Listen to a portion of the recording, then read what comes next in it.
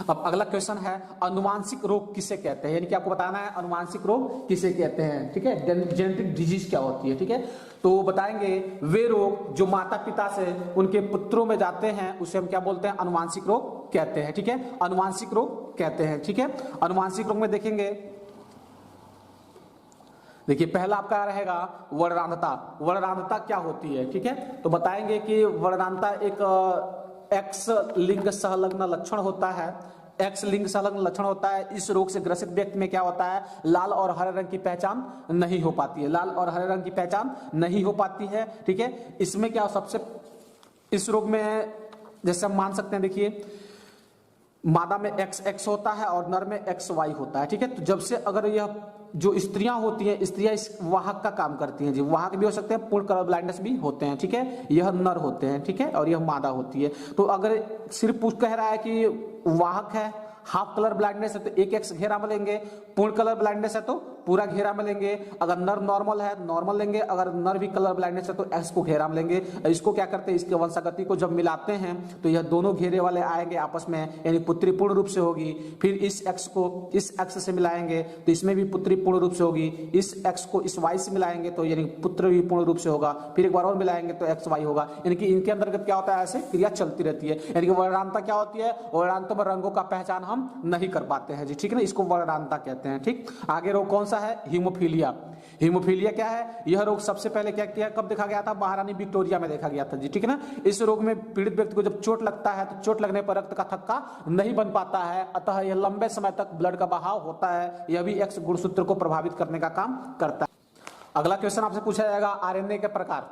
RNA के प्रकार आपसे पूछे जाएंगे, यानी कि आरएनए कितने प्रकार के होते हैं। ठीक है, तो आप बताएंगे राइबोन्यूक्लिक अम्ल कोश का द्रव केंद्रक व राइबोसोम में पाया जाता है। आरएनए न्यूक्लियोटाइड के डीएनए जैसे ही होते हैं, परंतु इनके उपस्थिति में शर्करा राइबोसोम होते हैं, डीऑक्सी राइबोज नहीं पाया जाता है जी। ठीक है ना, अब बताएंगे कि इसमें आरएनए कितने प्रकार के होते हैं। तो बताएंगे आरएनए 3 प्रकार के होते हैं। यह आरएनए, आर का मतलब होता है राइबोसोमल आरएनए, टीआरएनए, टी का मतलब होता है ट्रांसफर आरएनए यानी कि स्थानांतरण आरएनए, तीसरा क्या होता है यम आरएनए, यानी कि इसको बोलते हैं मैसेंजर यानी संदेशवाहक आरएनए। राइबोसोम आरएनए क्या करता है, यह मुख्य रूप से राइबोसोम का निर्माण करने का काम करता है। टीआरएनए क्या करता है, यह अनुलेखन की क्रिया यानी ट्रांसक्रिप्टेज करने का काम करता है। संदेशवाहक आरएनए यानी कि यम आरएनए क्या करता है, यह प्रोटीन अनुलेखन की सूचना पहुंचाने का काम करता है जी। ठीक है, आगे क्वेश्चन पूछ रहा है डीएनए की संरचना तथा कार्य बताइए, यानी डीएनए का संरचना आपको बताना है और उसका कार्य बताता है डीएनए का। ठीक है, तो डीएनए की संरचना किसने दिया था जी, डीएनए की संरचना दिए थे वाटसन और क्रिक ने दिया था जी। ठीक है ना, देखिए यह डीएनए की द्विकुंडलित संरचना है जी। ठीक है, इसके बारे में आपको बताना है। ठीक है, डीएनए की द्विकुंडलित संरचना, इसमें क्या होते हैं, डीएनए की द्विकुंडलित संरचना में 2 पॉलीन्यूक्लियोटाइड क्या होते हैं, आपस में लिपटे होते हैं। 2 पॉलीन्यूक्लियोटाइड क्या होते हैं, आपस में लिपटे होते हैं। ठीक है, अब आप बताएंगे कि प्रत्येक खंड में यानी कि यहां से लेकर यहां तक क्या होते हैं, 10 क्षार युग्म पाए जाते हैं। कितने पाए जाते हैं, 10 क्षार युग्म पाए जाते हैं। ठीक है ना, इनके जो एक कुंडल से दूसरे कुंडल की दूरी होती है 20 एंगस्ट्रॉम होती है। दोनों कुंडल के बीच की दूरी क्या होती है, 20 एंगस्ट्रॉम होती है। ठीक है, अब यहां की बात कर लें तो यहां से लेकर यहां इस कुंडल की लंबाई कितनी होती है जी, टोटल 34 एंगस्ट्रॉम होती है। ठीक है, और 34 एंगस्ट्रॉम में 10 खंड होते हैं, यानी प्रत्येक खंड के बीच की दूरी 3.4 एंगस्ट्रॉम होती है जी। ठीक है ना, 3.4 एंगस्ट्रॉम होती है। यह वाटसन और क्रिक की संरचना है। इसमें बताएंगे थाइमिन एडेनिन से जुड़ा होता है, ग्वानिन साइटोसिन से जुड़ा होता है जी। ठीक है, ये डीएनए की संरचना हो जाएंगे। और डीएनए के कार्य तो आप जानते हैं, अनुवांशिक सूचनाओं को एक पीढ़ी से दूसरे पीढ़ी में पहुंचाना होता है। ठीक है, आगे क्वेश्चन आपसे पूछा जाएगा हर्षेवच्छेद का प्रयोग बताइए, यानी जब डीएनए की खोज हुई थी तो उस समय हर्षेवच्छेद का आपको प्रयोग बताना है। ठीक है ना, हर्षेवच्छेद का प्रयोग बताइए या चारगैफ का नियम आपको बताना है जी। ठीक है ना, तो हर्षेवच्छेद का प्रयोग देखिए मैं आपको दिखाता हूं। इसमें हर्षेवच्छेद ने क्या किया था बताएंगे, ग्रिफिथ, हर्ष तथा चेज प्रयोगों द्वारा सिद्ध किया गया कि अनुवांशिक पदार्थ क्या होते हैं, डीएनए होते हैं। ठीक है ना, इसमें सर्वप्रथम क्या किया गया था, ग्रिफिथ ने डिप्लोकोकस निमोनिया यानी कि जो निमोनिया रोग वाहक जो जीवाणु होता है उस जीवाणु को लेकर क्या किया, प्रयोग किया। ठीक है ना, उसमें क्या किए थे इन्होंने, 2 प्रभेद दिए थे, एक उग्र प्रभेद था और एक अनुग्र, यानी कि एक क्या था, इसको एक यश बताया था इन्होंने, एक यश टाइप का होता है और एक क्या होता है जी, आर टाइप का होता है। आर मतलब होता है खुरदुरा और यश मतलब होता है स्मूथ, यानी कि मुलायम, ठीक है। तो दो प्रकार का इन्होंने चयन किया था, तो हर से और चेज का प्रयोग ऐसे हो जाएगा, ठीक है ना। अब आगे आपसे क्वेश्चन पूछे जाएंगे। अगला क्वेश्चन यह है आपका कि चारगैफ का नियम बताइए, ठीक है ना। चारगैफ आपको बताना है जी, ठीक है ना। तो चारगैफ ने क्या बताया था, चारगैफ ने यह बताया कि जो देखिए मैं आपके लेकर आया हूं चारगैफ के नियम की व्याख्या, ठीक है ना। बताएंगे इस नियम के अनुसार डीएनए एडेनिन की मात्रा थायमिन के बराबर होती है, यानी जो डीएनए में एडेनिन होते हैं वो किसके बराबर होते हैं, थायमिन के बराबर होते हैं। यहाँ दिखाया हुआ है A=2, यानी कि एडेनिन किसके बराबर है, थायमिन के बराबर है, ठीक है। ग्वानिन की मात्रा किसके बराबर होती है, साइटोसिन के बराबर होती है, यानी ग्वानिन साइटोसिन के बराबर होते हैं, ठीक है। तो यह चारगैफ का नियम होता है। चारगैफ का नियम आपको समझ में आ रहा होगा। इसमें क्या होते हैं, इसमें आपको बता दूं कि चारगैफ का नियम ने इन्होंने बताया था कि एडेनिन क्या होता है, थायमिन के बराबर होता है, और ग्वानिन क्या होता है, साइटोसिन के बराबर होता है, ठीक है ना। यह चारगैफ का नियम हो जाएगा। अगला क्वेश्चन आपका है फिंगरप्रिंट आपको बताना है, यानी डीएनए फिंगरप्रिंट आपको बताना है। तो डीएनए फिंगरप्रिंट का उपयोग क्या किया जाता है जी, अपराधियों को पकड़ने में उपयोग किया जाता है, अपराधियों को पकड़ने के लिए, या फिर कोई माता पिता की पहचान करनी है, ठीक है। इस तरह के केसों में इसका हम प्रयोग करते हैं। डीएनए फिंगरप्रिंट में पहले क्या किया जाता है, बाल, नाखून, वीर्य, ब्लड के माध्यम से हम क्या कर लेते हैं, सैंपल ले लेते हैं और उसका क्या करते हैं, फिंगरप्रिंट करते हैं, और उसका जिस अपराधी से मिल जाता है या जिस व्यक्ति से मिलता है उससे आपराधिक या उसकी वंशागति हम सिद्ध कर देते हैं, ठीक है। अगला क्वेश्चन होगा आपका, पूछ रहा है कि बीटी फसल किसे कहते हैं, ठीक है ना। तो बीटी फसल के बारे में बताएंगे जैव प्रौद्योगिकी द्वारा ऐसी फसलें, यानी कि इसको बायोटेक्नोलॉजी कहते हैं, जैव प्रौद्योगिकी द्वारा ऐसी फसलें उत्पन्न की जाती रही हैं जिसमें कीटनाशकों की आवश्यकता नहीं होती, यानी कि इसमें कीटनाशक की आवश्यकता नहीं होती है।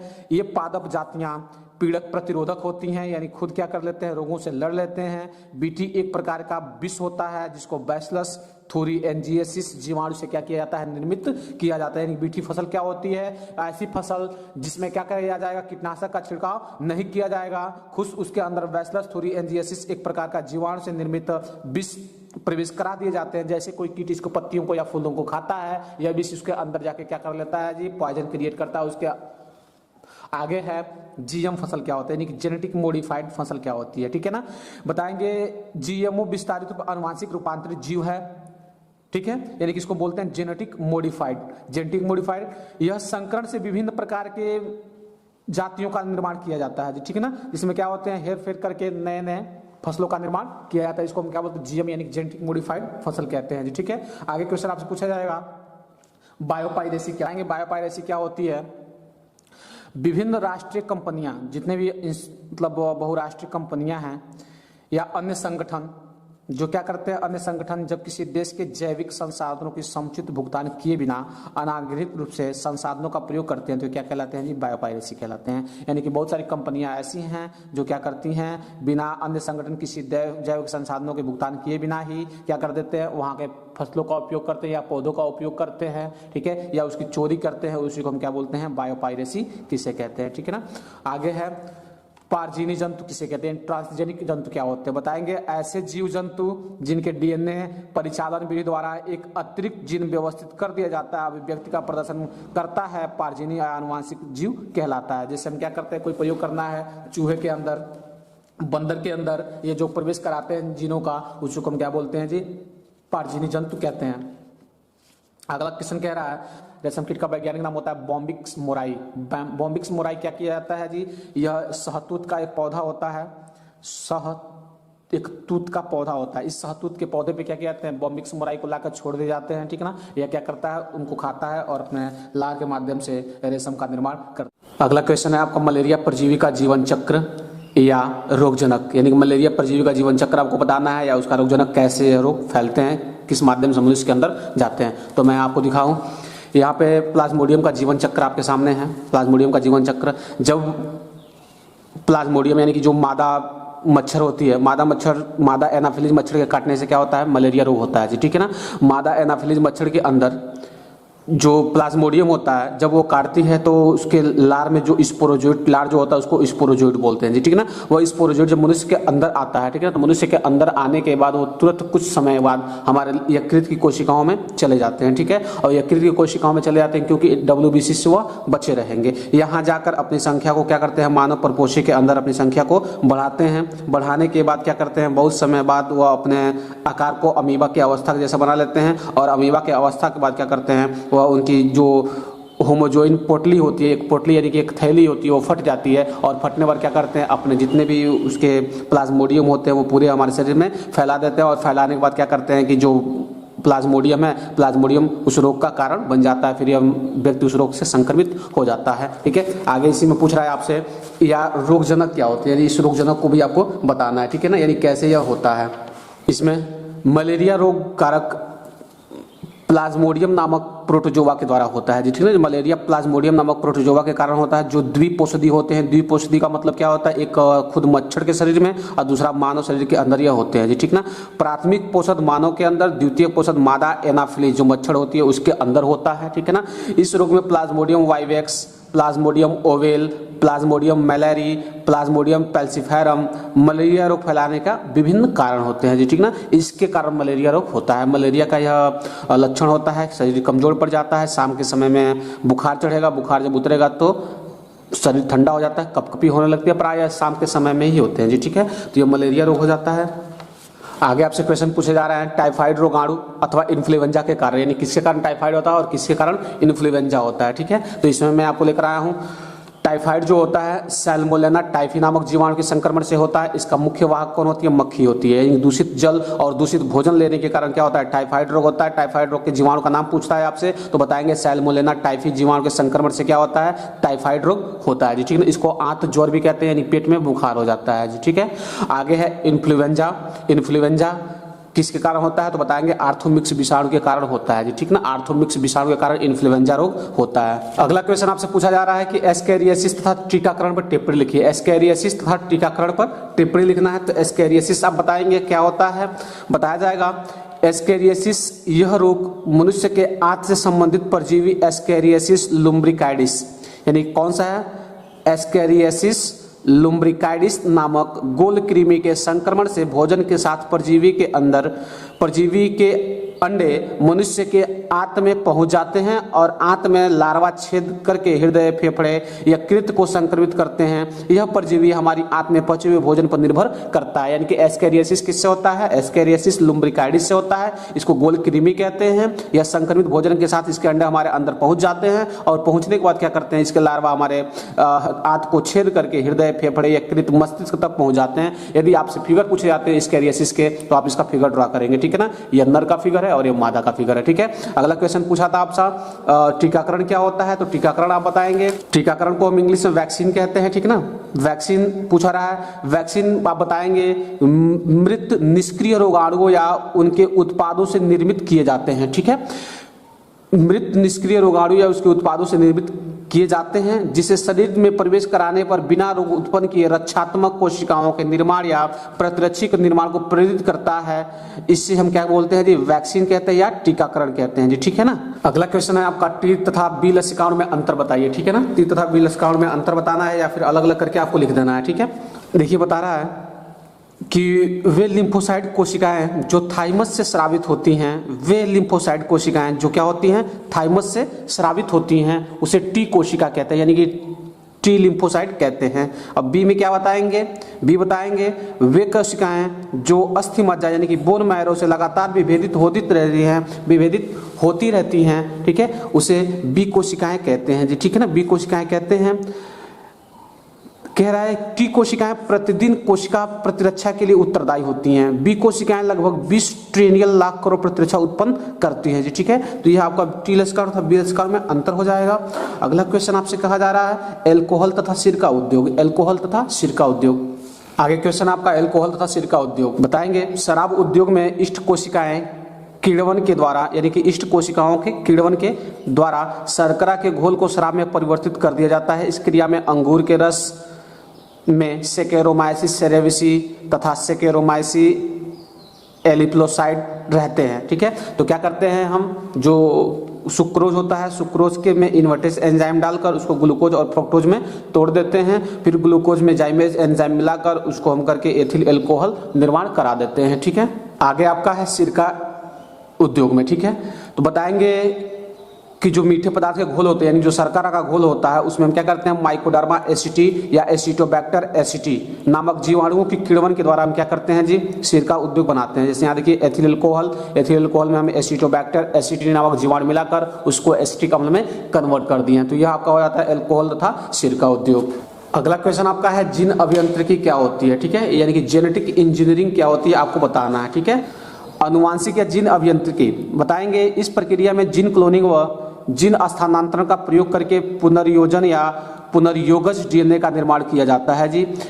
इस डीएनए को चुने हुए जीव में डालकर नए लक्षणों युक्त जीवों का प्रयोग कर लिया जाता है, यानी कि उनको बोलते हैं जीएमओ जेनेटिक मॉडिफाइड ऑर्गेनिज्म का निर्माण कर लिया जाता है। इस तकनीकी को अनुवांशिक अभियांत्रिकी कहा जाता है जी। ठीक है ना, अनुवांशिक अभियांत्रिकी कहा जाता है। यह है आपका जैव प्रौद्योगिकी का उपयोग। जैव प्रौद्योगिकी का उपयोग हम क्या करते हैं, जैव प्रौद्योगिकी का विज्ञान की वह शाखा जिसके अंतर्गत जैविक तंत्रों एवं जैविक क्रियाओं का उपयोग मानव कल्याण हेतु किया जाता है। विज्ञान की आधुनिकता शाखा है जिसमें जैव रसायन, सूक्ष्मजीवों, आणविक, जीव विज्ञान, अनुवांशिक आणविकी, जीव विज्ञान, अनुवांशिक इत्यादि अध्ययन का विस्तृत उपयोग किया जाता है। जैव प्रौद्योगिकी का शब्द का प्रयोग सर्वप्रथम कार्ल इरके नामक वैज्ञानिक ने किया था। कार्ल इरके नामक वैज्ञानिक ने किया था। अब हम जैव प्रौद्योगिकी का उपयोग कहाँ कहाँ कर सकते हैं, जैव प्रौद्योगिकी का उपयोग कहाँ करते हैं, कृषि के लिए, कृषि में उपयोग कर सकते हैं। और दूसरा उपयोग क्या होता है, जैव प्रौद्योगिकी उद्योग में, उद्योग धंधों में हम क्या कर सकते हैं, विटामिन के निर्माण में तथा अन्य औषधियों के निर्माण में हम इसका उपयोग कर लेते हैं। ठीक है, ये जैव प्रौद्योगिकी का उपयोग आपका हो जाएगा।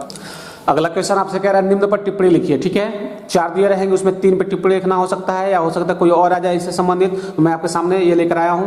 देखिए टिप्पणी अगर यदि परभक्षण पे आ जाते हैं तो आप क्या लिखेंगे बताएंगे, यह एक ऐसी ऋणात्मक पारस्परिक क्रिया है जिसमें एक जीव दूसरे जीव का भक्षण करता है जी, यानी कि एक जीव दूसरे जीव को खा लेता है। जैसे सभी मांसाहारी परभक्षण की क्रिया करते हैं, केवल 25% ही पादप भक्षी हैं। अनेक परभक्षी का उपयोग पीड़कों के जैव नियंत्रण में किया जाता है, जैसे चींटीखोर, गौरैया, मेढक इत्यादि। ये सब क्या करते हैं, परभक्षण का उपयोग करते हैं जी। ठीक है, आगे क्वेश्चन पूछ सकता है आपसे प्रतिजीविता या विरोधी क्या होती है, तो बताएंगे एक जीव की जटिल उपापचयी क्रियाओं द्वारा उत्पन्न वृद्धिरोधक रासायनिक पदार्थ द्वारा किसी दूसरे जीव की वृद्धि को पूर्ण या आंशिक रूप से रोक देने की प्रक्रिया क्या कहलाती है, प्रतिजीविता कहलाती है। ठीक है, यानी कि एक जीव दूसरे जीव को खा रहा है तो वह क्या करता है, अपने वृद्धिरोधक रासायनिक पदार्थों के द्वारा उसको रोक देता है, उसी को हम प्रतिजीविता कहते हैं या विरोधी कहते हैं जी। ठीक है ना, अगला क्वेश्चन आपसे पूछ रहा है सहभोजिता पर टिप्पणी लिखिए।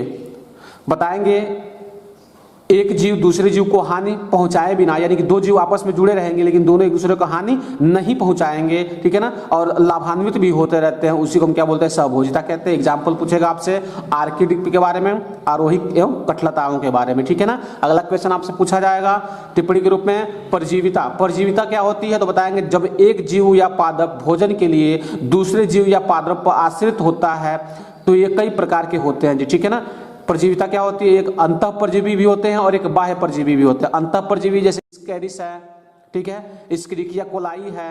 बाह्य परजीवी सिर के जू हैं, धड़ के जू हैं, तो सब परजीवी के काम करते हैं जो दूसरे पर आश्रित रहते हैं। अगला है पूछेगा टिप्पणी मृतोपजीवी पर टिप्पणी बताइए, तो बताएंगे क्या, वे जीव जो सड़े गले से अपना भोजन लेते हैं उसको हम क्या बोलते हैं, मृतोपजीवी कहते हैं। जैसे राइजोपस है, कुकुरमुत्ता है, ये सब क्या करते हैं, मृतोपजीवी होते हैं जी। आगे टिप्पणी पूछेगा आपसे सहपकारिता या सहजीविता पे पूछेगा। ठीक है ना, तो सहपकारिता या सहजीविता आपसे पूछता है।